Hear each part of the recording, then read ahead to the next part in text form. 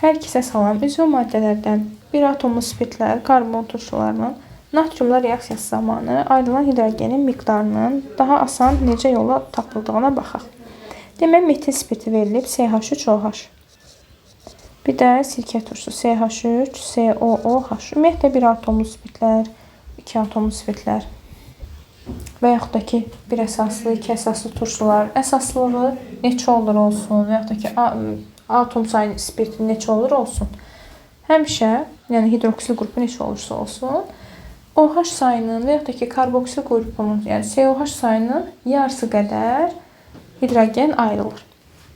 İndi burada metil spirti bir atomlu spirtdir və OH sayı bir dənədir. Yəni ona görə biz ona bir atomlu deyirik.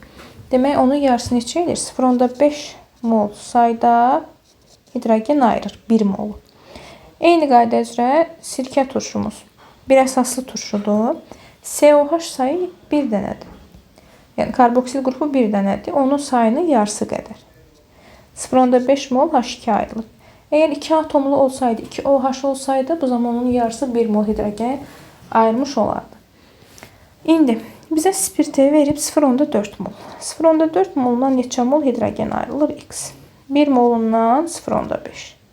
Tənasüblə x bərabərdir 0,2. Eyni qayda üzrə 1 molundan 0,5, 0,4 molundan x. X ilə bərabərdir 0,2. Sonda bizdən natriumla reaksiyadan alınan hidrogenin ümumi mol miqdarını istəyir. Bu da 0,2, 0,2 cəmi edəcək 0,4.